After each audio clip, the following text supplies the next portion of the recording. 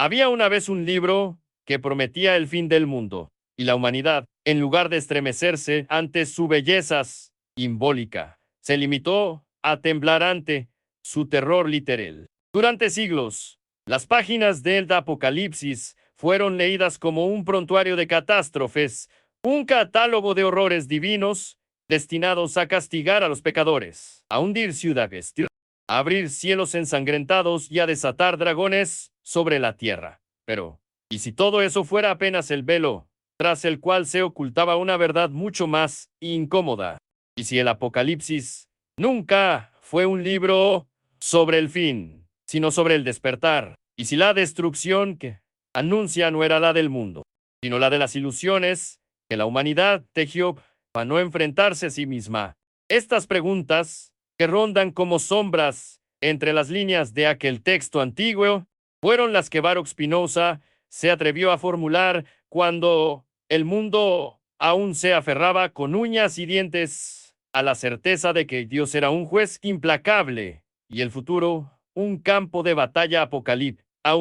Spinoza no era un hombre dado a las concesiones. Nacido en el seno de una comunidad judía que había huido de la persecución en la península ibérica, creció entre los muros de Ámsterdam, ciudad de refugiados y de mercaderes, donde las ideas circulaban con la misma fluidez que las mercancías, pero mientras otros se contentaban con asimilar las doctrinas heredadas, Spinoza comenzó a desmontar las estructuras conceptuales sobre las que se sostenían las religiones de su tiempo. No lo hizo con el propósito de ofender, aunque ofendió profundamente. No lo hizo para provocar, aunque provocó una excomunión que marcó para siempre. Lo hizo porque creía, con una convicción que rayaba en lo místico, que la verdad debía ser perseguida sin temor, incluso si esa búsqueda implicaba demoler los más sagrados de la humanidad. Y en el caso del Apocalipsis, el ídolo era monumental. La creencia en un Dios vengativo que descendería al final de los tiempos para juzgar a vivos y muertos, para separar a los elegidos de los condenados, para inaugurar un reino eterno construido sobre las ruinas de un mundo corrupto. Pero, ¿qué era realmente el Apocalipsis? La palabra misma, derivada del griego apocalipsis, significa revelación, no destrucción. Sin embargo, la tradición cristiana, en su afán consolidar el poder de la Iglesia y mantener a los fieles en un estado perpetuo de temor y esperanza, había transformado aquel texto en un arma de control. El miedo al fin del mundo se convirtió en un instrumento de dominación espiritual. Las profecías de Juan de Patmos, escritas en un contexto de persecución y resistencia política contra el Imperio Romano, fueron despojadas de su dimensión histórica y convertidas en un mensaje literal sobre el destino de la humanidad. La bestia de 7 cabezas dejó de ser una metáfora del imperial tras convertirse en un demonio real. La Gran Babilonia dejó de representar la opresión política para transformarse en la encarnación del pecado universal. Y el juicio final dejó de ser un llamado simbólico a la justicia para convertirse en una amenaza concreta que pendía sobre las cabezas de todos los mortales. Spinoza miró todo esto con una mezcla de fascinación y desdén.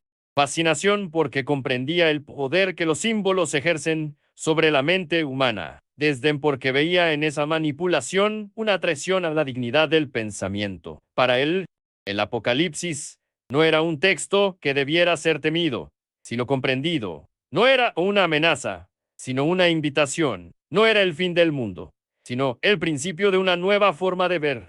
Y esa nueva forma de ver implicaba algo radical. La idea de que Dios no era un tirano celeste que esperaba el momento propicio para desatar su ira, sino la estructura misma de la realidad, inmanente, eterna, impersonal. Si Dios era la naturaleza, si Dios sive natura, entonces no había ningún juicio final que esperar, porque no había ningún juez. No había ningún cielo que ganar y ningún infierno que evitar, porque el cielo y el infierno eran estados de la mente, no lugares geográficos en una geografía cósmica. Pero ¿cómo decirle eso a una humanidad que había sido educada durante siglos en la creencia de que su destino dependía de la voluntad caprichosa de un dios antropomórfico. ¿Cómo explicarle? El Apocalipsis no era una profecía sobre el futuro, sino un espejo simbólico que reflejaba las ansiedades, los conflictos y las esperanzas de las comunidades que lo escribieron y lo leyeron. ¿Cómo hacerle entender que la verdadera revelación no era la que anunciaba el fin del mundo, sino la que desvelaba la verdad sobre la condición humana? Spinoza sabía que estas preguntas no tendrían respuestas fáciles. Sabía que su filosofía sería rechazada, ridiculizada, condenada, pero también sabía que no tenía otra opción si ir adelante, porque la verdad, para él, no era negociable. Y aquí, en este punto, conviene detenerse y preguntarse, ¿por qué la humanidad teme tanto a la verdad? Porque preferimos las mentiras consoladoras a las realidades incómodas, porque nos aferramos a las ilusiones, incluso cuando sabemos que son ilusiones. Tal vez porque la verdad exige responsabilidad. Si no hay un Dios que nos juzgue al final de los tiempos, entonces somos nosotros quienes debemos juzgarnos para nosotros mismos. Si no hay un cielo que nos recompense por nuestras virtudes, entonces debemos encontrar el sentido de nuestras acciones aquí y ahora, en este mundo, en esta vida. Si no hay un plan divino que guíe el curso de la historia, entonces somos nosotros quienes debemos construir el futuro con nuestras propias manos. Y eso, para la mayoría de las personas, es una carga demasiado pesada. Es más fácil creer que alguien más está a cargo. Es más cómodo pensar que el sufrimiento tiene un propósito, que el dolor es una prueba, que la injusticia será reparada en otro mundo. Es más reconfortante imaginar que el fin del mundo traerá consigo la justicia de este mundo niega. Pero Spinoza no buscaba consuelo, buscaba claridad. Y la claridad que encontró en el Apocalipsis no tenía nada que ver con dragones, trompetas o jinetes del fin. Lo que encontró fue una comunidad sometida, una comunidad que había perdido su identidad bajo el yugo del imperio, una comunidad que buscaba resistir no con armas, sino con símbolos. El Apocalipsis era un texto de resistencia, no de resignación. Era un grito de rebeldía, no una súplica de redención. Era una afirmación de que el poder Roma, por más imponente que pareciera, no era eterno. Era una declaración de que la historia, lejos de estar determinada por los caprichos de los poderosos, estaba abierta, inacabada, llena de posibilidades. Y esa apertura, esa indeterminación, era lo que realmente asustaba a las autoridades religiosas. Porque si el futuro no estaba escrito, si el fin del mundo no era inevitable, si la salvación no dependía de obedecer ciegamente a la iglesia, entonces la iglesia perdía su principal instrumento de control. Y así el Apocalipsis fue domesticado, fue despojado de su potencial revolucionario y convertido en un instrumento de sumisión. Las imágenes de destrucción fueron amplificadas hasta convertirse en terrorismo espiritual. Las promesas de un nuevo cielo y una nueva tierra fueron diferidas hasta el más allá, desactivando cualquier impulso de transformar este mundo. Y el mensaje central, aquel que invitaba a ver más allá de las apariencias, a cuestionar las estructuras de poder, a despertar de la ilusión, fue enterrado bajo capas y capas de interpretación literal. Pero Spinoza, con la paciencia de un tallador de diamantes, comenzó a excavar, comenzó a retirar, una por una, las capas de dogma, de tradición, de miedo. Y lo que encontró debajo fue sorprendente.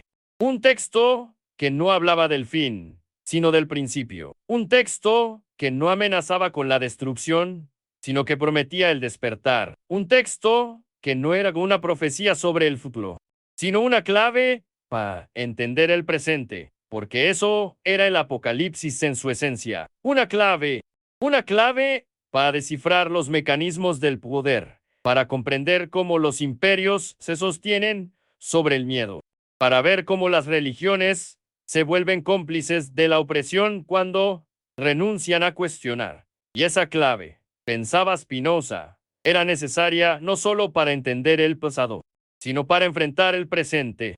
Porque si bien Roma había caído, los mecanismos del seguían siendo los mismos. Si bien el Imperio Romano ya no existía, la lógica imperial persistía en las estructuras de la Iglesia, en las monarquías, en todas las instituciones que se arrogaban el derecho de decidir sobre la vida de los demás. Y si bien las imágenes del Apocalipsis podían parecer arcaicas, los conflictos que representaban eran estos: el conflicto entre la libertad y la opresión, entre la verdad y la manipulación, entre el despertar y el sueño. Mientras tanto, en las calles de Ámsterdam, Spinoza pulía lentes para ganarse la vida. Era un trabajo humilde, casi anónimo, pero había algo profundamente simbólico en él. Pulir lentes era, después de todo, una forma de mejorar la visión, de hacer que lo borroso se volviera nítido, de permitir que la luz pasara con mayor claridad. Y eso, en cierto sentido, era exactamente lo que Spinoza hacía con sus textos. Pulía conceptos, afinaba argumentos, eliminaba distorsiones. Quería que sus lectores vieran con claridad, aunque esa claridad fuera dolorosa. Quería que comprendieran que el Apocalipsis no era una amenaza divina, sino un producto humano escrito por personas concretas en circunstancias concretas, con propósitos concretos. Quería que dejaran de temblar ante las profecías y comenzaran a pensar por sí mismos. Pero pensar por sí mismos era, precisamente, lo que la Iglesia no podía permitir, porque si las personas comenzaban a pensar, si empezaban a cuestionar, si dejaban de aceptar las respuestas preestablecidas, entonces toda la estructura de autoridad espiritual se derrumbaría. Y así, la Iglesia respondió a Spinoza de la única manera que sabía, con el silencio del ostracismo y la violencia del anatema. Su comunidad lo expulsó con una dureza que pocas veces se había visto. El germen pronunciado contra él no solo lo excluyó de las sinagoga, sino que prohibió a cualquier judío tener contacto con él, hablarle, leerlo, incluso estar bajo el mismo techo. Fue borrado, cancelado, convertido en un fantasma viviente. Pero Spinoza no se doblegó, no pidió perdón, no retractó sus palabras. Siguió escribiendo, siguió pensando, siguió puliendo lentes y puliendo ideas. Y mientras el mundo exterior lo rechazaba, el mundo interior de Spinoza se expandía. En la soledad de su estudio, lejos de las sinagogas y las iglesias, lejos de los mercados y las plazas, construyó un sistema filosófico que redefiniría la relación entre Dios, la naturaleza y el ser humano. En ese sistema no había lugar para el Dios personal de las religiones. No había lugar para los milagros, para las revelaciones sobrenaturales, para los juicios finales. Había, en cambio, una visión del universo como una totalidad necesaria, donde cada cosa fluía de la naturaleza eterna de Dios con la misma inevitabilidad con la que de la naturaleza del triángulo fluye.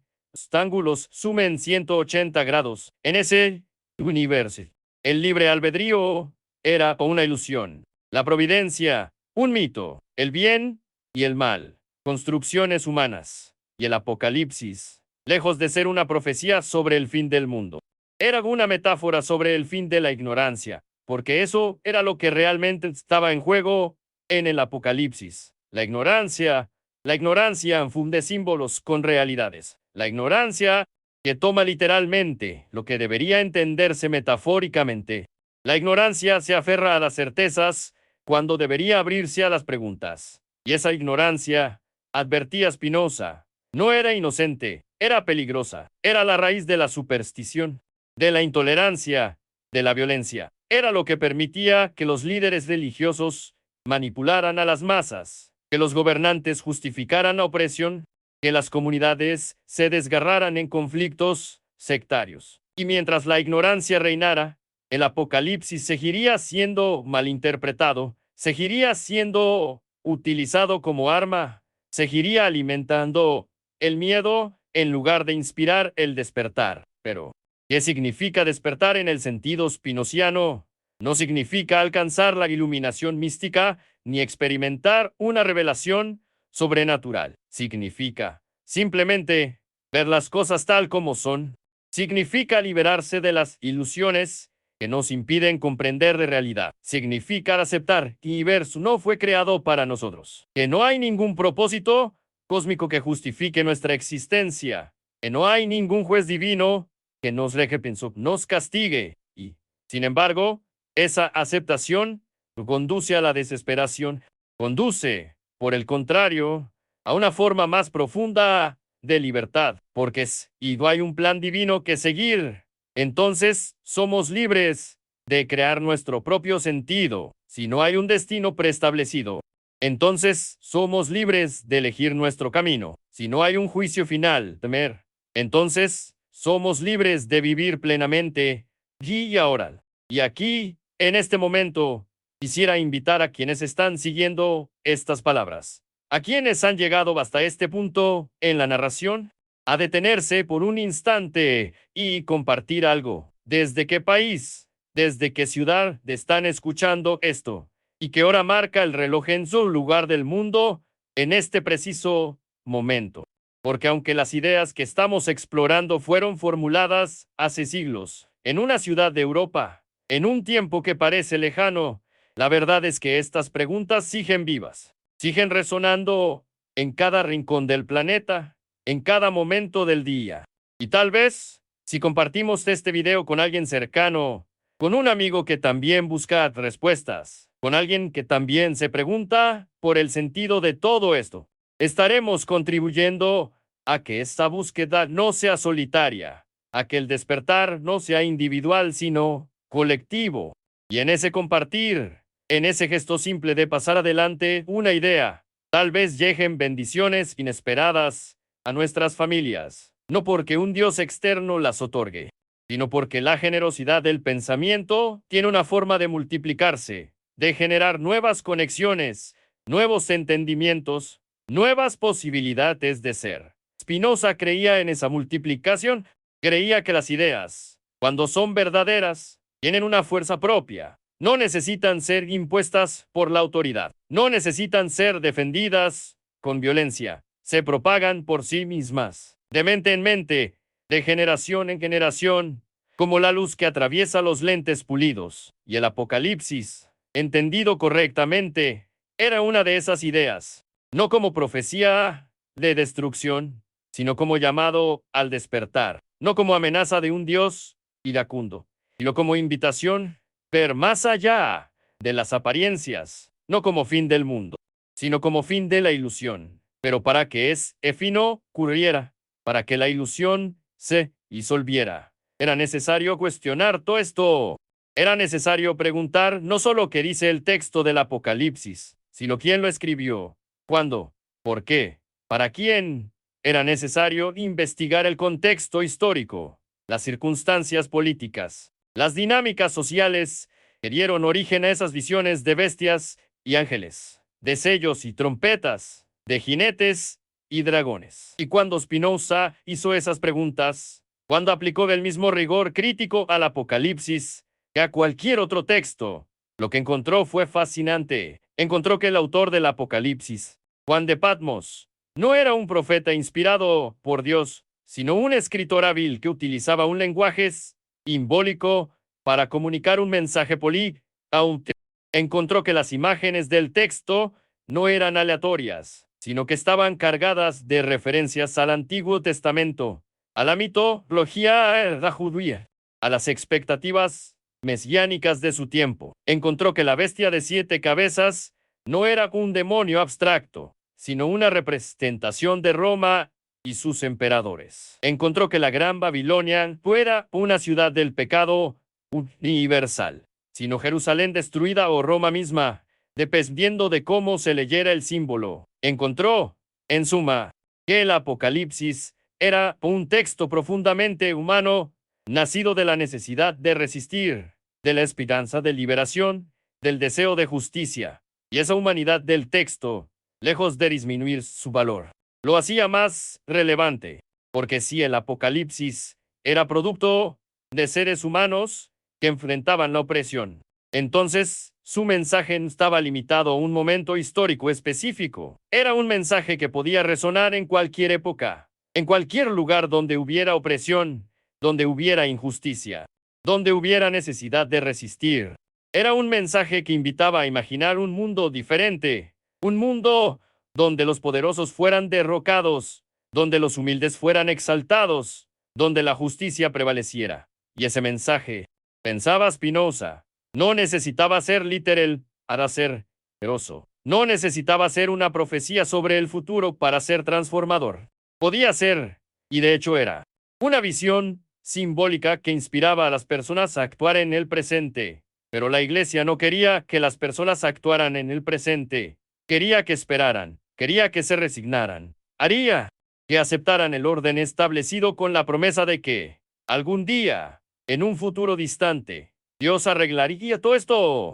Y así, el Apocalipsis fue utilizado no para inspirar la resistencia, sino para fomentar la pasividad. Las imágenes de destrucción fueron enfatizadas para infundir miedo. Las promesas de un nuevo cielo y una nueva tierra fueron diferidas hasta después de la muerte. Y el mensaje político, el llamado a cuestionar el poder, fue neutralizado, desactivado, enterrado bajo toneladas de teología. Spinoza vio todo esto con una claridad que resultaba perturbadora. Vio como la religión, que debería ser fuente de liberación, se había convertido en instrumento de opresión. Vio como la fe, que debería ser búsqueda de verdad, se había convertido en aceptación ciega de dogmas. Vio como la esperanza, que debería impulsar la acción, se había convertido en excusa para la inacción. Y vio que todo esto no era accidental, era el resultado de una estrategia de libertad por parte de quien intentaban el religioso. Era el resultado de siglos de manipulación, de distorsión, de mentiras piadosas contadas en nombre de Dios. Y eso lo llevó a una pregunta aún más radical. ¿Y si Dios mismo, tal como lo concebían las religiones, era parte de la ilusión? ¿Y si el Dios personal, el Dios que juzga y castiga, el Dios que interviene en la historia, el Dios que espera obediencia, era simplemente una proyección de los deseos y los miedos humanos? ¿Y si lo que llamamos Dios no era más que un nombre para la totalidad de la naturaleza, para el orden necesario del universo, para la sustancia infinita que subyace a todas las cosas? Si eso era cierto, entonces no había ningún apocalipsis que esperar, no había ningún juicio final, no había ningún cielo ni infierno. Solo había la realidad tal como es, eterna, necesaria, indiferente nuestras súplicas y nuestros miedos. Esa visión era tan radical, pocos de sus contemporáneos pudieron aceptarla. Incluso aquellos que simpatizaban con su crítica a las religiones organizadas encontraban difícil aceptar un universo sin propósito, sin justicia cósmica, sin redención final. Pero Spinoza no buscaba simpatía, buscaba verdad y estaba dispuesto a pagar el precio a búsqueda de exigiera. Estaba dispuesto a vivir en la pobreza, en el ostracismo, en la soledad.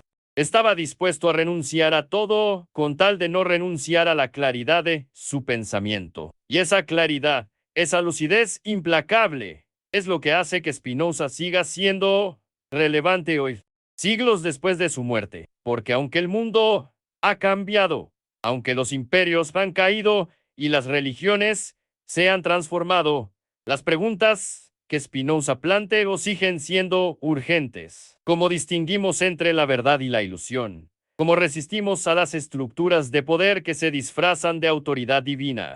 ¿Cómo vivimos con sentido en un universo que no fue creado para nosotros? ¿Cómo encontramos libertad en un mundo determinado por leyes necesarias? Estas preguntas no tienen respuestas fáciles, pero Spinoza nos enseñó que no tener respuestas fáciles no es excusa para dejar de preguntar. Nos enseñó que la búsqueda de la verdad es, en sí misma, una forma de vida digna. Nos enseñó que el despertar es un evento único, sino un proceso continuo. Y nos enseñó que el apocalipsis, lejos de ser el fin del mundo, es el principio de una nueva forma de ver. Esa nueva forma de ver implicaba Ante todo, abandonar el antropocentrismo implicaba dejar de creer, vivir su gira en torno a la humanidad, que todo fue creado para nuestro beneficio, que nuestra existencia tiene un significado especial en el gran esquema de las cosas. Implicaba aceptar que somos parte de la naturaleza, no sus dueños, que estamos sujetos a las mismas leyes que rigen a todas las cosas, que nuestra razón, por más poderosa que sea, es limitada y que nuestros deseos, por más intensos que sean, no pueden cambiar la estructura fundamental de la realidad. Pero esa aceptación, lejos de ser nihilista, era liberadora. Porque si dejamos de esperar diversos de ajuste a nuestros deseos, podemos comenzar a comprender cómo funciona realmente. Si dejamos de buscar propósitos, podemos comenzar a crear nuestros propios propósitos. Si dejamos de temer el juicio divino, podemos comenzar a vivir con autenticidad. Y si dejamos de interpretar el Apocalipsis como una profecía literal, podemos comenzar a leerlo como lo que realmente es. Una invitación simbólica a despertar de la ilusión, a cuestionar, a imaginar un mundo diferente. Esa imaginación, esa capacidad de concebir alternativas al orden establecido, era para Spinoza el verdadero poder del Apocalipsis. No su capacidad de predecir el futuro, sino su capacidad de inspirar el presente. No su función como amenaza, sino su función como esperanza. No su mensaje de destrucción, sino su promesa de renovación. Y esa promesa no dependía de ningún evento sobrenatural, dependía únicamente de nuestra disposición a ver con claridad, a pensar con rigor, a actuar con integridad. En los años que siguieron a su excomunión, Spinoza se convirtió en una figura cada vez más aislada. Sus libros circulaban en círculos reducidos, a menudo de forma clandestina, porque las autoridades, tanto judías como cristianas, los consideraban peligrosos, y tenían razón al considerarlos peligrosos, porque lo que Spinoza proponía no era simplemente una reforma de la religión, sino su completa reconfiguración. No proponía ajustes menores a los dogmas, sino su demolición sistemática. No buscaba reconciliar la fe con la razón, sino mostrar que la fe, tal como la entendían las religiones tradicionales, era incompatible con la razón. Y eso, en una época donde la religión era la columna vertebral del orden social, era revolucionario. Pero Spinoza no era un revolucionario en el sentido político. No llamaba a las masas a levantarse contra sus opresores. No organizaba conspiraciones ni redactaba manifiestos. Su revolución era silenciosa, intelectual, casi invisible. Era una revolución que ocurría en las mentes de quienes leían sus textos, que comenzaban a ver el mundo de manera diferente, que empezaban a cuestionar las verdades te habían dado por sentadas. Era una revolución que no buscaba cambiar las estructuras externas del poder, sino transformar las estructuras internas del pensamiento. Y esa, quizás, era la revolución más peligrosa de todas, porque un cambio en las estructuras del pensamiento es más permanente, más profundo, más difícil de revertir que cualquier cambio político. Y el Apocalipsis, en manos de Spinoza, se convertía en un arma de esa revolución silenciosa, no como textos a grado, sino como objeto de análisis, no como revelación divina, sino como documento histórico, no como profecía infalible, sino como construcción retórica. Al someterlo al escrutinio Spinoza demostraba que ningún texto estaba más allá del cuestionamiento. Al revelar sus mecanismos simbólicos, mostraba que lo que parece sobrenatural es, en realidad, profundamente humano. Al contextualizarlo históricamente, probaba que lo que parece eterno es, de hecho, contingente. Y al hacer todo esto, no solo desmantelaba la autoridad del Apocalipsis, sino la de todas las escrituras que pretendían hablar en nombre de Dios. Porque si el Apocalipsis podía ser explicado sin recurrir a lo sobrenatural, que impedía explicar del mismo modo el resto de la Biblia. Si las visiones de Juan de Patmos eran producto de su imaginación y su contexto histórico, ¿No serían también productos de la imaginación y el contexto histórico, las visiones de los profetas del Antiguo Testamento? Si la bestia de 7 cabezas era una metáfora política, ¿no serían también metáforas las plagas de Egipto, el diluvio universal, la Torre de Babel? Y si todo eso podía ser explicado naturalmente, ¿qué va de la idea de revelación divina? Estas preguntas que Spinoza no formuló explícitamente, pero que están implícitas en todo su trabajo. Eran dinamita intelectual, porque si no hay revelación divina, entonces no hay autoridad religiosa que pueda reclamar no ser la voluntad de Dios. Si no hay textos sagrados que sean infalibles, entonces no hay dogmas que sean incuestionables. Si no hay verdades eternas reveladas desde el cielo, entonces todas las verdades deben ser sometidas al tribunal de la razón. Y eso, para las iglesias y las sinagogas, era intolerable, porque su poder descansaba precisamente en la creencia de que ellas, y solo ellas, tenían acceso a las verdades divinas. Sin esa creencia, su autoridad se desmoronaba, y así Spinoza fue atacado con virulencia. Fue llamado ateo, aunque nunca negó la existencia de Dios. Fue acusado de corromper a la juventud, aunque solo buscaba enseñarles a pensar. Fue denunciado como enemigo de la religión, aunque su verdadera enemiga era la superstición. Pero todos esos ataques no hicieron más que confirmar lo que Spinoza ya sabía, que la religión organizada temía más a las preguntas que a las herejías, porque las herejías podían ser condenadas, excomulgadas, quemadas, pero las preguntas, una vez formuladas, no podían ser borradas, permanecían en las mentes, germinaban, crecían, se multiplicaban. Y la pregunta central que el Apocalipsis planteaba, según Spinoza, no era cuándo llegaría el fin del mundo, sino qué tipo de mundo estábamos construyendo mientras esperábamos ese fin. No era si Dios juzgaría a la humanidad, sino como la humanidad se juzgaba a sí misma.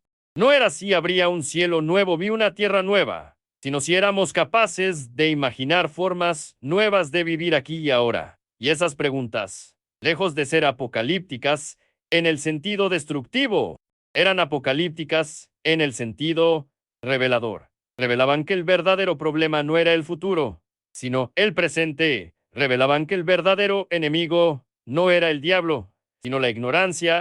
Revelaban que la verdadera salvación vendría de Dios, sino de nosotros mismos. Pero, ¿estamos dispuestos a asumir esa responsabilidad? ¿Estamos dispuestos a renunciar a la comodidad de creer que alguien más se encargará de todo? ¿Estamos dispuestos a enfrentar la realidad sin los velos de la ilusión? ¿Estamos dispuestos a construir un mundo mejor sin esperar que un milagro lo haga por nosotros? Estas son las preguntas que Spinoza nos deja, y son preguntas que siguen siendo relevantes, tal vez más relevantes ahora que cuando fueron formuladas, porque vivimos en una época de crisis múltiples, de desafíos sin precedentes, de incertidumbres que nos paralizan. Y en momentos como este, es tentador buscar respuestas en las profecías antiguas, en las promesas de salvación, en las certezas de la fe. Pero Spinoza nos advierte, la tentación es peligrosa, que esas respuestas son ilusorias, que esas certezas son falsas, no porque las religiones sean malvadas, sino porque han sido instrumentalizadas, no porque la fe sea absurda, sino porque ha sido distorsionada, no porque los textos sagrados sean sin valor, sino porque han sido malinterpretados, y el Apocalipsis es el ejemplo perfecto de esa instrumentalización, esa distorsión, esa malinterpretación. Es un texto que debería liberar, pero que ha sido usado para esclavizar. Es un texto que debería inspirar resistencia, pero que ha sido usado para fomentar sumisión. Es un texto que debería revelar la verdad, pero que ha sido usado para perpetuar la mentira. Y la mentira fundamental, la ilusión central, o Apocalipsis ha servido para sostener. Es la idea de que este mundo no importa, que es transitorio, corrupto, condenado, que lo único que importa es el mundo venidero, el reino de Dios, la vida eterna. Y mientras creamos eso, Mientras esperemos que el verdadero sentido de nuestra existencia se realizara después de la muerte, no haremos nada por cambiar las condiciones de esta vida. Toleraremos la injusticia porque será reparada en el cielo. Aceptaremos la opresión porque será castigada en el infierno. Soportaremos el sufrimiento porque es una prueba que nos ganará la salvación. Y así, el Apocalipsis, que debería ser un llamado a transformar el mundo, se convierte en una excusa para dejar el mundo tal como está. Spinoza vio esa trampa con una claridad que sigue siendo asombrosa. Vio que la religión, cuando se enfoca en el más allá, se vuelve cómplice de las injusticias del más acá. Vio que la esperanza en el juicio final se convierte en resignación ante las injusticias presentes. Vio que la promesa de un cielo nuevo se convierte en justificación para no hacer nada por mejorar la tierra vieja, y por eso insistió una y otra vez en que el único mundo que tenemos es este, que la única vida que conocemos es esta, que la única oportunidad de encontrar sentido, de crear belleza, de realizar justicia, es aquí y ahora, no después de la muerte, no en un reino celestial, no cuando Cristo regrese, cuando los sellos sean abiertos, aquí y ahora. Y ese aquí y ahora exige acción, exige pensamiento, exige coraje, porque si no hay un Dios que vaya a arreglar todo al final, entonces somos nosotros quienes debemos arreglarlo. Si no hay un plan divino que garantice la victoria del bien sobre el mal, entonces somos nosotros quienes debemos luchar pel bien. Si no hay una justicia cósmica que corrija los errores de la historia, entonces somos nosotros quienes debemos hacer justicia. Y eso, para Spinoza, no era motivo de desesperación, sino de dignidad, porque significaba que nuestra vida tiene valor no por lo que viene después, sino por lo que hacemos con ella ahora. Significaba que nuestras acciones tienen sentido no porque sean juzgadas por Dios, sino porque afectan el mundo y a las personas que nos rodean. Significaba que somos responsables no ante una autoridad celestial, sino ante nosotros mismos y ante los demás. Esa responsabilidad, esa autonomía moral, era el verdadero mensaje apocalíptico para Spinoza. El verdadero despertar no consistía en descubrir que el mundo estaba a punto de terminar, sino en descubrir que el mundo era nuestro para construir. El verdadero juicio no vendría de Dios, sino de nuestra propia conciencia. La verdadera salvación y otorgada desde arriba, sino conquistada desde abajo, a través del conocimiento, la razón, la ética. Y ese proceso no tenía nada de sobrenatural, era completamente natural, completamente humano, completamente posible, pero también era completamente difícil, porque requería renunciar a las muletas de la fe ciega, requería enfrentar la incertidumbre y las promesas reconfortantes de la religión, requería vivir sin saber si hay vida después de la muerte, sin saber si el sufrimiento tiene un propósito, sin saber si la historia tiene un destino. Requería, en otras palabras, madurez intelectual y emocional. Y esa madurez, Spinoza sabía, era rara. La mayoría de las personas prefería seguir siendo niños espirituales, dependientes de autoridades que les dijeran qué pensar, qué creer, qué esperar. Y la iglesia, lejos de ayudar a las personas a madurar, las mantenía en un estado de dependencia perpetua, alimentándolas con promesas de salvación y amenazas de condenación, con visiones de cielos e infiernos, con interpretaciones literales del Apocalipsis que las mantenían aterrorizadas y sumisas. Spinoza quería liberarlas de esa prisión. Quería mostrarles que el Apocalipsis no era una cadena que las ataba al miedo, sino una llave que podía abrir las puertas de la comprensión. Quería enseñarles a leer los textos sagrados no como dictados divinos, sino como productos culturales. Quería invitarlas a pensar por sí mismas, a cuestionar las autoridades, a buscar la verdad con sus propias mentes. Y aunque sabía que solo unos pocos aceptarían esa invitación, consideraba que valía la pena hacerla, porque esos pocos, al despertar, podrían despertar a otros. Y así, poco a poco, generación tras generación, la humanidad podría liberarse de las cadenas de la superstición y aprender a vivir en la luz de la razón. Esa visión, utópica tal vez, era lo que sostenía a Spinoza en los momentos de mayor abatimiento, cuando las críticas arreciaban, cuando los amigos se alejaban, cuando el futuro parecía incierto. Se aferraba a la convicción de que la verdad, eventualmente, prevalecería. No porque la verdad tuviera un poder mágico, sino porque la mentira, por más elaborada que sea, siempre termina por derrumbarse bajo el peso de sus propias contradicciones. Y las religiones, al menos tal como se practicaban en su tiempo, estaban llenas de contradicciones. Predicaban amor, pero practicaban odio. Hablaban de paz, pero fomentaban guerras. Prometían salvación, pero sembraban mierda.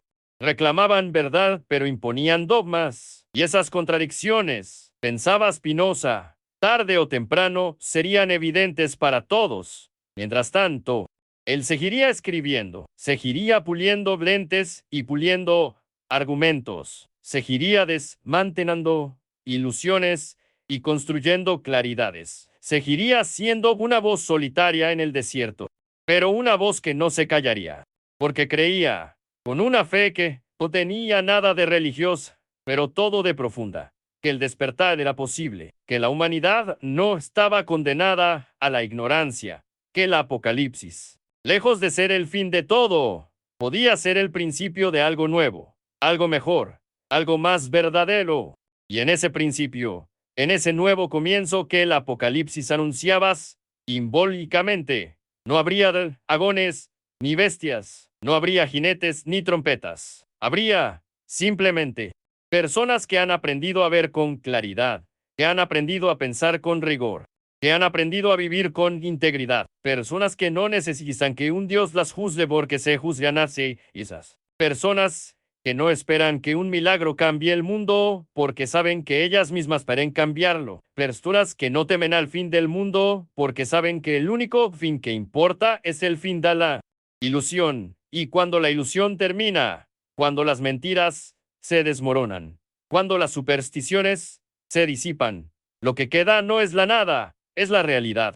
La realidad tal como es, sin velos, sin distorsiones, sin miedos. Y esa realidad, por más difícil que sea de aceptar, es el único fundamento sólido sobre el cual podemos construir una vida con sentido. Spinoza murió joven, a los 44 años, probablemente de tuberculosis agravada por el polvo de vidrio que inhalaba mientras pulía lentes. Murió solo en una habitación alquilada, lejos de la sinagoga que lo había expulsado y de la iglesia que lo había condenado. Sus pertenencias cabían en un baúl. Sus manuscritos fueron publicados póstumamente, y muchos de ellos circularon anónimamente por temor a la censura. Pero las ideas que dejó no murieron con él. Se propagaron lentamente, subterráneamente, como raíces que crecen bajo tierra antes de emerger a la superficie. Influyeron en la Ilustración, en el pensamiento liberal, en la crítica bíblica moderna, en la filosofía contemporánea, y siguen vivas hoy.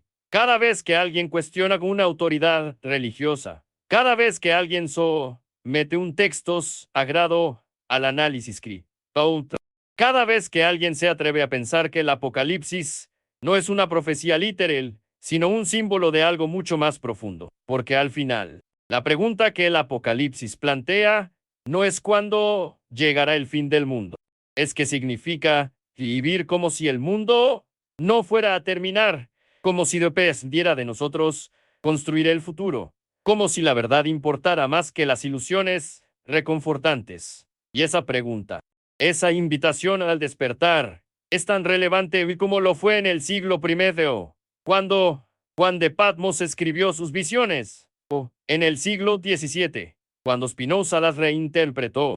Porque mientras haya quienes prefieran las certezas a las preguntas, mientras haya quienes usen la religión para controlar en lugar de liberar, mientras haya quienes lineen el Apocalipsis como amenaza en lugar de como revelación, el trabajo de Spinoza seguirá siendo necesario y su mensaje seguirá resonando. No teman al fin del mundo, teman a la ignorancia que los mantiene dormidos. No esperen que un Dios los despierte. Despiértense ustedes mismos, porque el verdadero apocalipsis, la verdadera revelación, es esa, de ver con claridad, de pensar con rigor, de vivir con integridad, siempre ha estado en sus manos. Si la primera parte de esta narración expuso el conflicto entre la lectura literal y la lectura simbólica del Apocalipsis, y mostró cómo Spinoza comenzó a desmantelar las estructuras de poder que se sostenían sobre esa interpretación literal. Esta segunda parte debe adentrarse más profundamente en el conflicto entre fe y razón, revelando a Spinoza no solo como un crítico de la religión, sino como una figura trágica y heroica, un hereje lúcido que pagó el precio de su claridad con el ostracismo y la soledad, pero que nunca renunció a su búsqueda de la verdad. Aquí es donde la densidad filosófica se intensifica, donde las preguntas retóricas se vuelven más punzantes, donde el tono se vuelve más oscuro y más urgente, porque estamos entrando en el corazón del conflicto, en el territorio de las certezas se desmoronan y las ilusiones son arrancadas de raíz. Spinoza no llegó a sus conclusiones sobre el Apocalipsis de manera súbita. No fue una revelación repentina, un momento de iluminación mística en el que todas las respuestas se le aparecieron de golpe. Fue, por el contrario, el resultado de años de estudio meticuloso, de cuestionamientos pacientes, de una voluntad inquebrantable de seguir el hilo del razonamiento hasta donde lo llevara, incluso y lo llevaba a conclusiones que nadie más estaba dispuesto a aceptar. Y lo que ese razonamiento le mostraba, una y otra vez, era que las religiones habían construido un edificio de creencias sobre fundamentos de arena. Habían tomado textos escritos por seres humanos en circunstancias históricas específicas y los habían convertido en mensajes eternos, infalibles, divinos. Habían tomado metáforas y las habían transformado en realidades literales. Habían tomado símbolos de resistencia política y los habían convertido en instrumentos de control espiritual. Y el Apocalipsis era el ejemplo más extremo de esa transformación. Escrito en una época de persecución, cuando las comunidades cristianas primitivas enfrentaban la violencia del Imperio Romano, el texto de Juan de Patmos era una forma de resistencia simbólica.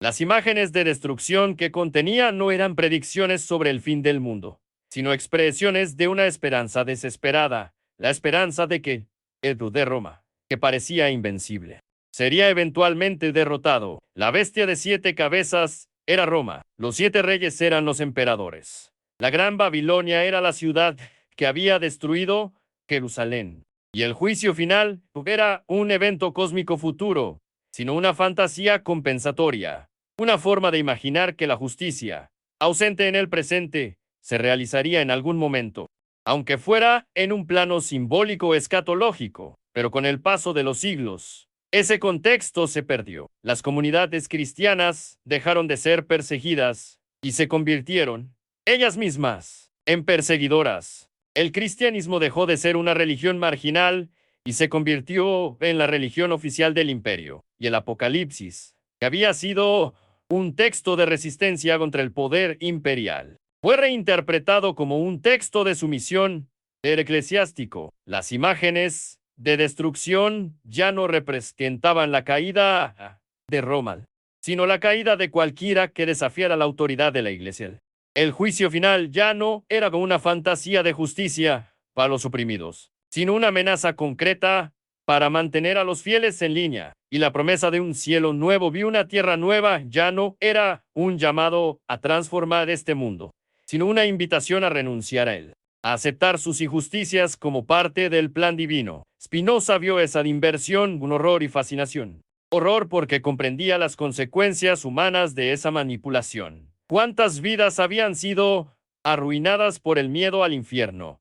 ¿Cuántas mentes habían sido encadenadas por dogmas irracionales? ¿Cuánta violencia había sido justificada en nombre de Dios? Fascinación porque veía en esa inversión un ejemplo perfecto de cómo el poder funciona, de cómo las ideas pueden ser distorsionadas para servir a intereses que no tienen nada que ver con la verdad. Y eso lo llevó a preguntarse, ¿por qué la iglesia teme más a las dudas que a las herejías? Porque prefiere quemar a los que cuestionan en lugar de responder a sus preguntas. Porque considera más peligroso a un filósofo que busca la verdad que a un blasfemo que la niega. La respuesta, para Spinoza, era clara, porque las dudas, a diferencia de las herejías, no pueden ser extirpadas con violencia. Una herejía es una afirmación alternativa que puede ser condenada, refutada, suprimida.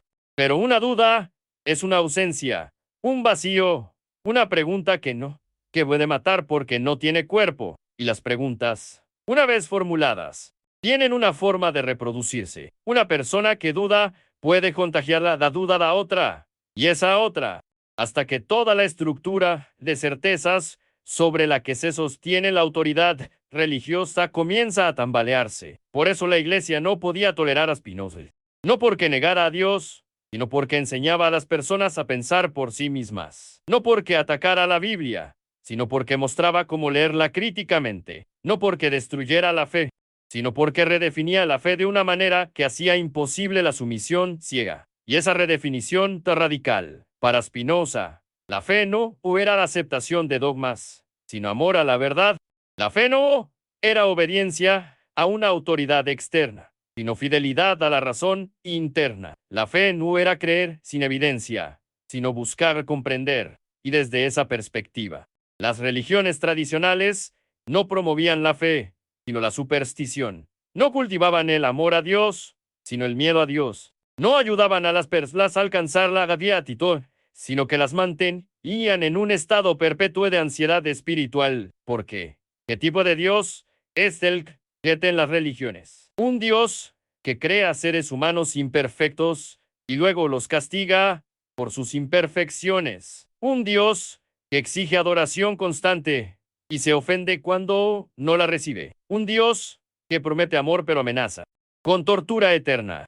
Un Dios que tiene un plan perfecto para el universo, pero que permite el mal, el sufrimiento, la injusticia. Un Dios que es omnipotente, que necesita intermediarios humanos para comunicar su voluntad. Un Dios que es inmutable, pero que cambia de opinión cuando alguien reza lo suficiente.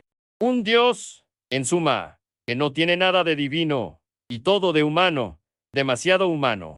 Un Dios que es la proyección de nuestros deseos más infantiles y nuestros miedos más profundos. Spinoza rechazaba a ese Dios, no porque fuera ateo, sino porque ese Dios era indigno de adoración. Para él, Dios no era una persona, sino la sustancia infinita que constituye todo lo que existe. Dios no tenía voluntad, porque la voluntad implica deseo, y el deseo implica carencia, y la carencia es incompatible con la perfección infinita. Dios no intervenía en el mundo, porque la intervención implicaría que el mundo no es perfecto tal como es, y eso contradiría la naturaleza de Dios. Dios no juzgaba, porque el juicio implica tiempo, y Dios es eterno. Dios no castigaba ni recompensaba, porque el castigo y la recompensa son mecanismos de control social, no atributos de una realidad absoluta. Y si Dios era así, si Dios era la naturaleza misma, entonces no había ningún apocalipsis que esperar, porque el apocalipsis, en su interpretación tradicional, presupone un Dios que interviene en la historia, que tiene un plan temporal, que juzga según criterios morales humanos, presupone que el mundo actual es defectuoso y que será reemplazado por un mundo perfecto. Presupone que la historia tiene un destino, un telos, un fin. Pero si Dios es la naturaleza, si todo lo que ocurre necesariamente según las leyes eternas de la naturaleza divina, entonces no hay defectos que corregir, no hay planes que cumplir, no hay fines que alcanzar. Todo es como debe ser, no porque sea bueno o malo, sino porque no puede ser de otra manera. Esa visión, por supuesto, era escandalosa, porque si todo ocurre necesariamente, ¿qué pasa con el libre albedrío? Si no hay bien y mal absolutos, ¿qué pasa con la moralidad? Si no hay juicio final, ¿Qué incentivo hay para comportarse éticamente? Estas objeciones fueron lanzadas contra Spinoza una y otra vez, y él las respondió con paciencia y rigor. El libre albedrío, decía, es una ilusión resulta de nuestra ignorancia de las causas que determinan nuestras acciones. Nos sentimos libres porque no somos conscientes de las fuerzas que nos mueven. De la misma manera que una piedra que cae se sentiría libre si tuviera conciencia, ver, con un no conocimiento de la gravedad. La moralidad, decía, no necesita fundamentos absolutos para ser válida. Las acciones pueden ser juzgadas según si aumentan o disminuyen nuestra potencia de existir, nuestra capacidad de actuar, nuestra alegría y el incentivo para comportarse éticamente. No viene del miedo al castigo divino, sino del reconocimiento de que nuestro bienestar está entrelazado con el bienestar de los demás, de que la virtud es su propia recompensa. Pero estas respuestas, por más lógicas que fueran, no satisfacían a quienes buscaban certezas reconfortantes. No satisfacían a quienes necesitaban creer que sus vidas tenían un propósito que sus sufrimientos serían compensados en el más allá, que la justicia divina corregiría las injusticias humanas. Para esas personas, Spinoza era un monstruo, un destructor de esperanzas, un sembrador de irilismo, y su lectura del Apocalipsis era la prueba final de su impiedad, porque si el Apocalipsis no era una profecía divina sobre el fin del mundo, si era simplemente un texto humano escrito en circunstancias históricas específicas, entonces, ¿qué quedaba de la fe? ¿Qué quedaba de la esperanza cristiana en la segunda venida de Cristo? ¿Qué quedaba de la promesa de que los justos serían vindicados y los malvados castigados? Para Spinoza, quedaba algo mucho más valioso que las falsas promesas de la religión. Quedaba la verdad, y la verdad era que el mundo no iba a terminar en un juicio final, que no habría ninguna intervención sobrenatural que arreglara todo, que la única justicia que existiría sería la que los seres humanos construyeran con sus propias manos, que el único cielo posible el que crearan aquí, en esta tierra, a través del conocimiento, la razón, la cooperación, y que el único infierno real era el que ya existía, el infierno de la ignorancia, de la superstición, del miedo, de la opresión. Y ese infierno, pensaba Spinoza, era perpetuado precisamente por las religiones que prometían salvarlo, porque al dirigir la atención de las personas hacia el más allá, la religión las distraía del más acá. Al hacerles temer el juicio divino, las hacía olvidar las injusticias humanas. Al prometerles un cielo futuro, las reconciliaba con el infierno presente. Y así, la religión se convertía en el opio del pueblo, en una droga que aliviaba el dolor sin curar la enfermedad, que proporcionaba consuelos sin exigir cambio, que ofrecía esperanzas sin demandar acción. Spinoza quería despertar a la humanidad de ese sueño narco, aunque quería mostrarles que el Apocalipsis, leído correctamente, no era una invitación a esperar pasivamente el fin del mundo, sino un llamado a actuar activamente en el presente. Quería enseñarles que la verdadera revelación no vendría de Dios, sino de ellos mismos, cuando aprendieran a usar su razón sin miedo, a cuestionar las autoridades sin culpa, a buscar la verdad sin concesiones. Quería convencerlos de que el despertar del que hablaba el Apocalipsis no era un evento sobrenatural, sino un proceso natural, al alcance de cualquiera que estuviera dispuesto a abrir los ojos y ver. Pero, ¿cuántos estaban dispuestos? ¿Cuántos preferían la comodidad de las certezas a la incomodidad de las preguntas? ¿Cuántos elegían la seguridad de la fe ciega sobre la incertidumbre de la búsqueda racional? La respuesta, Spinoza lo sabía, era desalentadora. La mayoría de las personas no quería despertar, prefería seguir durmiendo, soñando con cielos, infiernos, con juicios y redenciones, con propósitos cósmicos y destinos divinos. Y las religiones, lejos de ayudarlas a despertar, las arrullaban aún más profundamente en el sueño, con canciones de promesas eternas y amenazas infinitas. Pero para aquellos pocos que sí estaban dispuestos a despertar, Para aquellos que sentían que las respuestas tradicionales ya no satisfacían, que las certezas heredadas ya no convencían, que las promesas religiosas ya no consolaban, Spinoza ofrecía a una alternativa. No una alternativa fácil, no una alternativa reconfortante, pero y una alternativa honesta. Una filosofía que no prometía salvación, pero sí ofrecía claridad. Una ética que no amenazaba con castigos, peros, y proponía una forma de vivir con integridad. Una visión del universo que no incluía milagros, peros, y revelaba una belleza austera y profunda en el orden necesario de todas las cosas. Y en el centro de esa visión estaba la idea de que el ser humano no necesita ser salvado porque no está caído. No necesita ser redimido porque no es culpable. No necesita esperar el juicio final porque puede, aquí y ahora, vivir según la razón y alcanzar lo que Spinoza llamaba el amor intelectual de Dios, que no era otra cosa que la comprensión de que uno mismo es parte de la totalidad infinita, que la mente individual es un modo del intelecto infinito de Dios, que conocer es participar en la eternidad.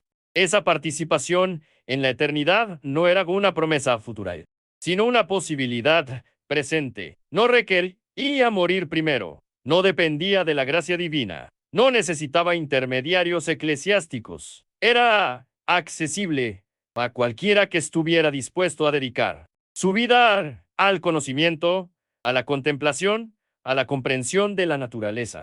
Y en ese sentido, el verdadero apocalipsis no era el fin del mundo, sino el fin de la ignorancia. No era la destrucción de la tierra, sino la revelación de su verdadera naturaleza. No era el juicio de Dios, sino la liberación de la ilusión de que necesitamos ser juzgados. Pero esa liberación tenía un precio. El precio era renunciar a las consolaciones de la religión. El precio era enfrentar la soledad de quien ve lo que otros no quieren ver. El precio era soportar el rechazo de las comunidades que habían prometido amor, pero que solo ofrecían amor condicional. Amor a cambio de conformidad. El precio era vivir sin la red de seguridad de las creencias compartidas, sin el consuelo de pensar que alguien más está a cargo, sin la esperanza de que todo tendrás sentido al final. Y ese precio, Spinoza lo pagó completamente.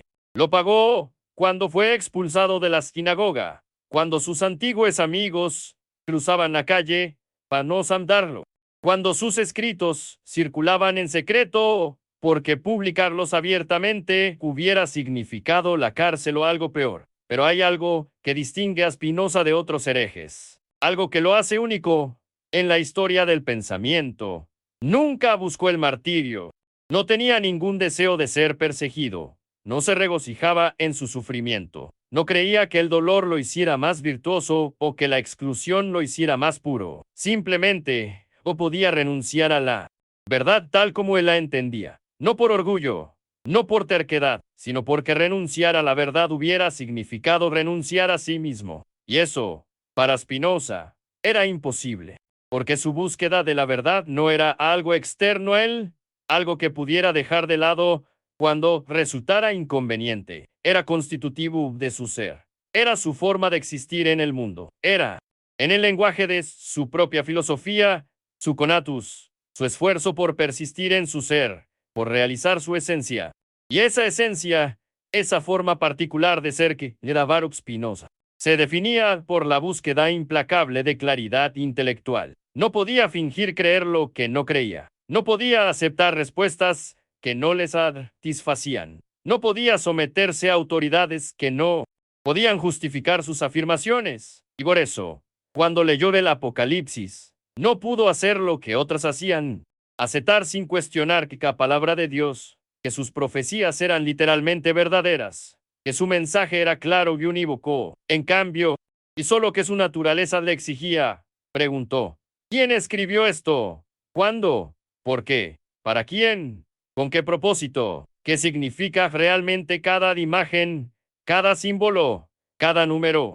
Y cuando comenzó a buscar respuestas a esas preguntas, cuando comenzó a estudiar el texto con las herramientas de la filología, de la historia, del análisis literario, lo que descubrió fue que el Apocalipsis no era lo que la Iglesia decía que era. No era un mensaje divino sobre el fin de los tiempos. Era un texto muy humano, escrito en un momento muy específico de la historia, por un autor que tenía preocupaciones muy concretas. Era un texto codificado, lleno de alusiones que habrían sido comprensibles para sus lectores originales, pero que se habían vuelto opacas con el paso del tiempo.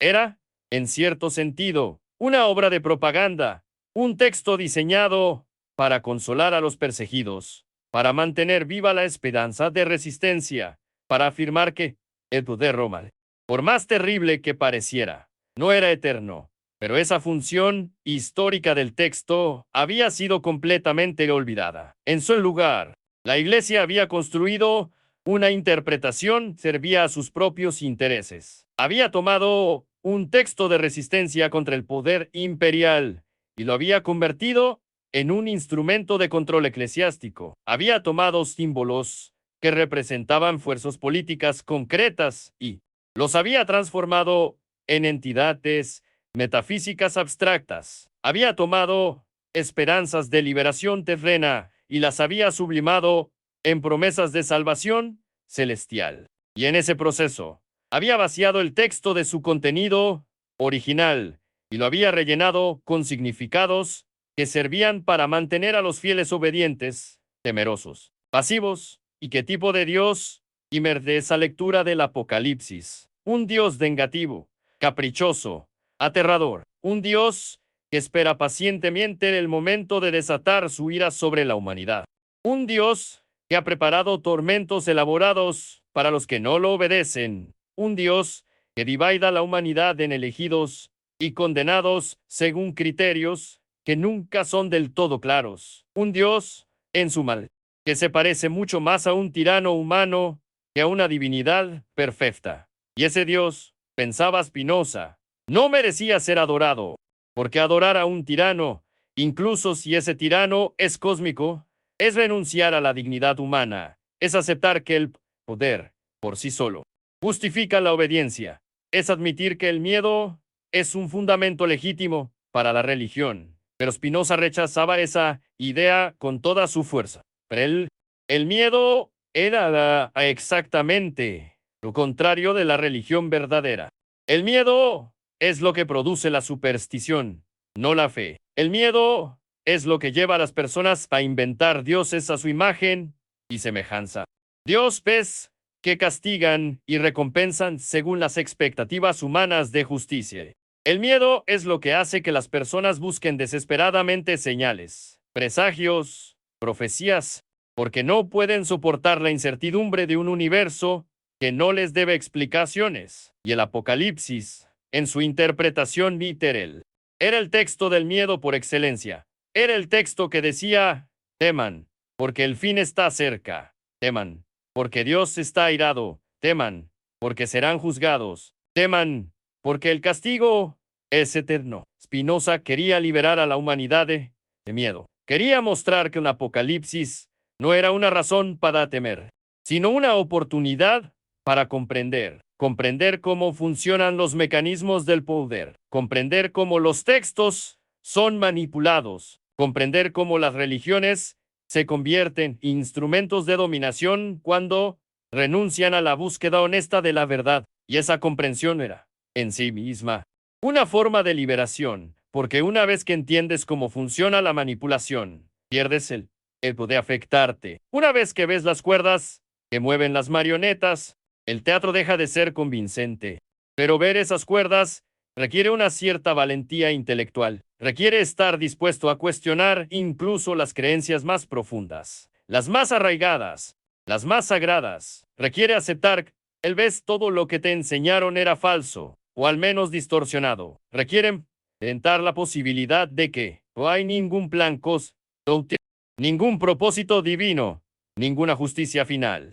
Y eso, para la mayoría de las personas, es insoportable, porque si no hay plan, entonces todo es contingente. Si no hay propósito, entonces tenemos que crear nuestro propio sentido. Si no hay justicia final, entonces las víctimas de la historia mueren sin ser indicadas y los opresores triunfan sin ser castigados. Y esa realidad es tan dolorosa, tan injusta, tan inaceptable, que preferimos creer cualquier mentira antes que aceptarla. Pero no es precisamente de esa incapacidad de aceptar la realidad lo que nos mantiene en la prisión de la ilusión. No es ese rechazo de la verdad lo que nos hace vulnerables a la manipulación. No es esa búsqueda desesperada de consuelo lo que nos entrega, atados de pies y manos, a quienes prometen salvación a cambio de obediencia.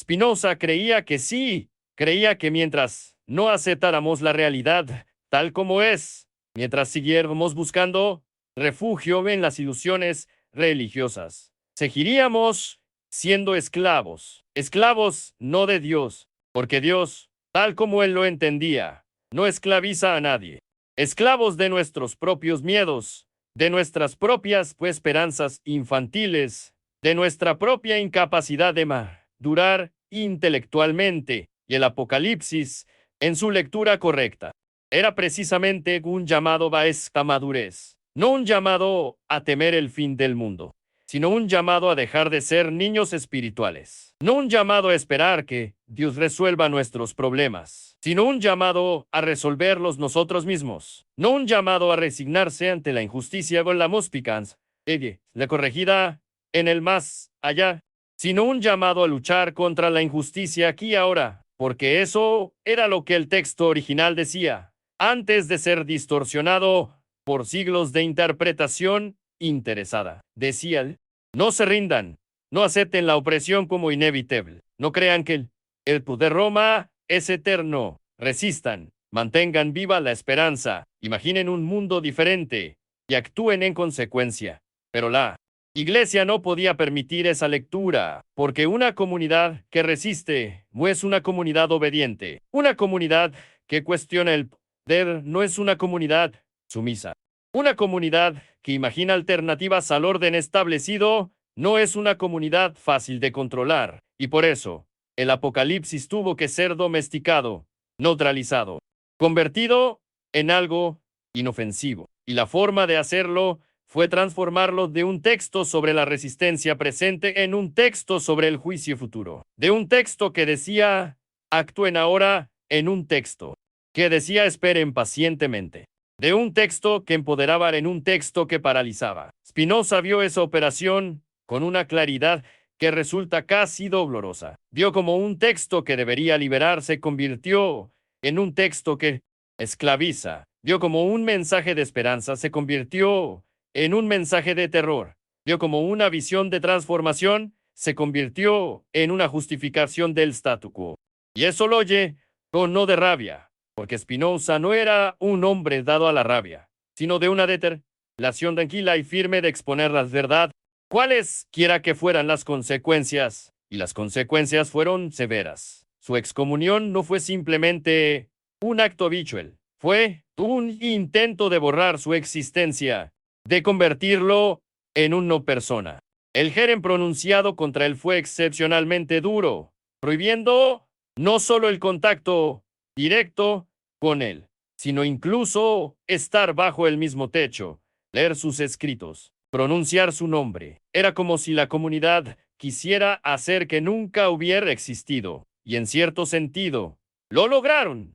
Durante su vida, Spinoza fue una figura marginal, conocida solo en círculos reducidos, temida por muchos, comprendida por pocos. Sus libros circulaban anónimamente o eran publicados póstumamente. Su nombre se convirtió en sinónimo de ateísmo, de herejía, de peligro intelectual. Pero Spinoza soportó todo esto con una serenidad que asombró incluso a sus enemigos. No buscó venganza, no se amargó, no se convirtió en un crítico resentido que ataca por despecho. Siguió escribiendo con la misma claridad, la misma paciencia, el mismo rigor. Siguió puliendo lentes durante el día y puliendo argumentos durante la noche. Siguió viviendo con modestia, sin buscar riqueza ni fama, satisfecho con tener lo suficiente para continuar su trabajo. Y siguió creyendo, contra toda evidencia empírica, que la verdad eventualmente prevalecería. Pero tenía razón. ¿Prevalece la verdad? La historia sugiere que siempre que las mentiras bien construidas pueden durar siglos, que las ilusiones reconfortantes son más populares que las verdades incómodas, que la mayoría de las personas prefiere vivir en la caverna platónica, mirando sombras en la pared antes que salir a la luz cegadora del sol. Y sin embargo, algo en la visión de Spinoza resulta irresistible para aquellos que, por alguna razón, no pueden conformarse con las respuestas convencionales. Para aquellos que sienten que hay algo profundamente equivocado en la forma en que las religiones presentan a Dios. Para aquellos que intuyen Apocalipsis no puede ser lo que les dijeron que era. Para aquellos que buscan no consuelo, sino comprensión. Y para esos buscadores, Spinoza ofrece algo invaluable. Una forma de pensar que no teme a las preguntas. Una filosofía que se esconde detrás de dogmas. Una ética que no depende de amenazas sobrenaturales. Una visión del universo que, aunque pueda parecer fría e impersonal, tiene una belleza austera en su coherencia. Y una lectura del Apocalipsis que, en lugar de aterrorizar, libera, porque muestra que el texto no es una amenaza divina, sino un producto humano, que sus símbolos no son profecías literales, sino metáforas políticas, que su mensaje no es teman, sino despierten, y despertar, en el sentido spinociano, no es un evento místico, es un proceso el de liberación de las ilusiones, es aprender a ver las cosas subspecia eternitatis, desde la perspectiva de la eternidad, no en el sentido de que duran para siempre, sino en el sentido de que se comprenden en su necesidad de esencial, en su lugar dentro del orden total de la naturaleza. Es reconocer que las pasiones que nos dominan, los miedos que nos paralizan, las esperanzas que nos engañan, son todos efectos de causas naturales, no castigos o pruebas divinas. Es entender que somos parte de la naturaleza, no sus dueños ni sus víctimas especiales. Y desde esa comprensión emerge una forma diferente de libertad, no la libertad del libre albedrío, que Spinoza consideraba una ilusión, sino la libertad que viene del conocimiento, la libertad de no ser esclavo de las pasiones porque entiendes sus causas, la libertad de no ser manipulado por las religiones porque ves sus mecanismos, la libertad de no temer al Apocalipsis porque comprendes que es un texto humano, no un decreto divino. Y esa libertad, aunque no elimina las dificultades de la vida, aunque no hace que el sufrimiento desaparezca, aunque no garantiza un final feliz, proporciona algo que las religiones prometen pero nunca entregan: paz mental. La paz que viene de aceptar la realidad tal como es, sin resistirla, sin negarla, sin intentar dorarla con ilusiones piadosas. Pero esa paz tiene un sabor amargo para quienes están acostumbrados a la dulzura de las promesas religiosas. Es la paz de quien ha renunciado a las esperanzas infantiles, no porque sea sin y que sino porque Roma durado. Es la paz de quien ya no necesita que el universo tenga sentido para poder vivir con sentido. Es la paz de quien ya no espera justicia cósmica, pero sigue comprometido con la justicia humana. Es la paz de quien ya no cree en el Apocalipsis, pero sigue trabajando por un mundo mejor. Y esa paz, precisamente porque no se basa en ilusiones, es más sólida, más duradera, más real que cualquier consuelo religioso. Pero ¿cuántos pueden alcanzar esa paz? ¿Cuántos tienen la fortaleza intelectual y emocional para vivir sin las muletas de la religión? Spinoza era realista al respecto. Sabía que su filosofía no era para todos. Sabía que la mayoría de las personas necesita las narrativas religiosas, las ceremonias, los rituales, las comunidades de fe. Sabía que no todos están dispuestos o capacitados para el tipo de vida contemplativa que él proponía, y no los juzgaba por ello. No creía que quienes permanecían en las religiones tradicionales fueran moralmente inferiores o intelectualmente deficientes. Simplemente reconocía que diferentes personas tienen diferentes formas de ser, diferentes conatus, diferentes formas de esforzarse por persistir en su existencia. Pero para aquellos que sí estaban preparados, para aquellos que sentían que respuestas religiosas no les satisfacían, para aquellos que intuían que había otra forma de ver el mundo, Spinoza ofrecía a un camino difícil, sin duda, un camino solitario, sin duda, un camino que no prometía recompensas en el más allá ni garantizaba felicidad en el más acá, pero un camino honesto, un camino que no mentía, que no manipulaba, que no explotaba los miedos humanos para mantener el control, un camino que, en lugar de prometer salvación, ofrecía comprensión, y para algunos, esa comprensión era suficiente, era más que suficiente, era todo, y el Apocalipsis, en ese camino, dejaba de ser una amenaza y se convertía en una herramienta para entender cómo funcionan los textos religiosos, una herramienta para analizar cómo el poder se sostiene sobre narrativas escatológicas, una herramienta para ver cómo las comunidades marginales resisten simbólicamente cuando no pueden resistir materialmente. Una herramienta, en suma, para despertar, no del sueño ordinario, sino del sueño más profundo. El sueño de creer que alguien más, algún Dios, alguna autoridad, alguna profecía, va a resolver nuestros problemas. El despertar a la realidad de que somos nosotros, y solo nosotros, quienes tenemos que construir el sentido, crear la justicia, imaginar las alternativas, realizar las transformaciones. Y esa realización, ese despertar, no lleva a la desesperación, lleva, paradójicamente, a una forma más profunda de esperanza. No la esperanza en milagros externos, sino la esperanza en las capacidades humanas. No la esperanza en que Dios va a intervenir, sino la esperanza en que podemos intervenir nosotros mismos. No la esperanza en un apocalipsis que destruirá todo y comenzará de nuevo, sino la esperanza en transformaciones graduales, imperfectas, pero reales, que podemos realizar aquí y ahora. Esa es la esperanza que Spinoza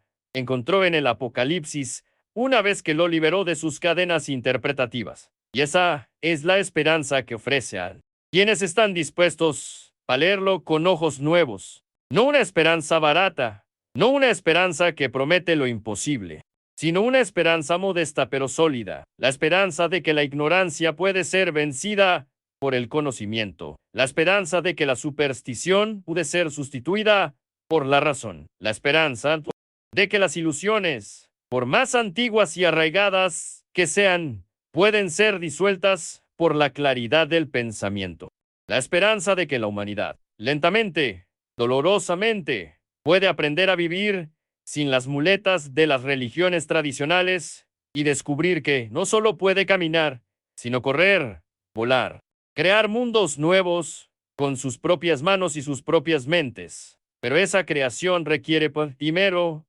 destrucción, requiere que tus viejos dogmas sean demolidos, requiere que las viejas certezas sean cuestionadas, requiere que los viejos dioses sean desmantelados. Y por eso Spinoza, a pesar de su serenidad, a pesar de su paciencia, a pesar de su aparente moderación, era fundamentalmente un revolucionario, no un revolucionario político, sino un revolucionario epistemológico. No buscaba cambiar los gobiernos, sino cambiar las mentes. No quería derrocar a los reyes, sino derrocar las ideas que sostenían el poder de los reyes. No aspiraba a fundar una nueva religión, sino a hacer innecesarias todas las religiones tal como existían, y el Apocalipsis, en sus manos, se convertía en el ariete con el que golpeaba las puertas de la fortaleza religiosa, porque sí podía demostrar que el texto más terrorífico, más sobrenatural, más aparentemente profético de toda la Biblia era,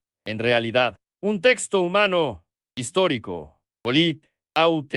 Entonces podía demostrar lo mismo de todos los demás textos. Si podía mostrar que las visiones de Juan de Patmos eran construcciones simbólicas y no revelaciones divinas, entonces podía mostrar que todas las supuestas revelaciones divinas eran construcciones humanas. Si podía explicar el Apocalipsis sin recurrir a lo sobrenatural, entonces podía explicar todo sin recurrir a lo sobrenatural. Y una vez que lo sobrenatural desaparecía de la ecuación, una vez que los milagros eran descartados, una vez que las profecías eran contextualizadas, lo que quedaba era un universo natural, comprensible, predecible según leyes necesarias. Un universo que no necesitaba dioses para funcionar. Un universo que éramos perfectamente capaces de entender con nuestras propias facultades racionales. Y ese universo, lejos de ser vacío, sin sentido, estaba lleno de belleza, de orden, de armonía. No la belleza artificial de las narrativas religiosas, sino la belleza natural de las matemáticas, de la física, de la lógica. No el orden impuesto por un Dios caprichoso, sino el orden que invierte la necesidad misma de las cosas. No la armonía de un plan divino, sino la armonía que resulta de que todas las cosas están interconectadas, de que todas fluyen de la misma sustancia infinita, de que todas participan en el mismo ser eterno, y conocer ese universo, comprender esas conexiones, participa conscientemente en ese orden. Era lo que Spinoza llamaba beatitud. La beatitud no era un estado emocional de euforia. No era una recompensa que se ganaba después de la muerte. Era un estado cognitivo que se alcanzaba aquí y ahora, a través del conocimiento adecuado, del tercer género de conocimiento, de la intuición intelectual de ver las cosas en su necesidad eterna. Y esa beatitud no dependía de ningún Dios personal. No requería oraciones, ni sacrificios, ni intermediarios. Era accesible para cualquiera que estuviera dispuesto a dedicar su vida al conocimiento, a la comprensión, a la contemplación. El Apocalipsis, entonces, no era el fin del mundo, era el fin de un mundo, el mundo de las ilusiones religiosas. Era el comienzo de otro mundo, el mundo de la razón ilustrada. Y esa transición, ese paso de un mundo a otro, no sería fácil, no sería rápida, no sería indolora, requeriría generaciones, requeriría lucha, requeriría sacrificio. Y Spinoza sabía que no viviría para ver su culminación. Sabía que su trabajo sería incomprendido durante mucho tiempo. Sabía que sus libros serían prohibidos, que su nombre sería maldecido, que sus ideas serían distorsionadas. Pero también sabía que las semillas que plantaba eventualmente germinarían, que las preguntas que formulaba eventualmente encontrarían respuestas, que el despertar que anunciaba eventualmente le ocurriría. Y tenía razón, porque aunque Spinoza murió en la oscuridad y el olvido, sus ideas no murieron con él, siguieron vivas, circulando subterráneamente, influyendo a pensadores que a veces ni siquiera sabían que estaban citando. Y poco a poco, muy poco a poco, el mundo comenzó a cambiar. La Ilustración adoptó muchas de sus ideas. La crítica bíblica moderna se construyó sobre sus fundamentos. La filosofía contemporánea sigue lidiando con las preguntas que él planteó. Y el Apocalipsis, aunque todavía es leído literalmente por millones, también puede ser leído de otra manera, la manera que Spinoza enseñó. No como profecía, sino como símbolo. No como amenaza, sino como revelación. No como el fin, sino como el despertar.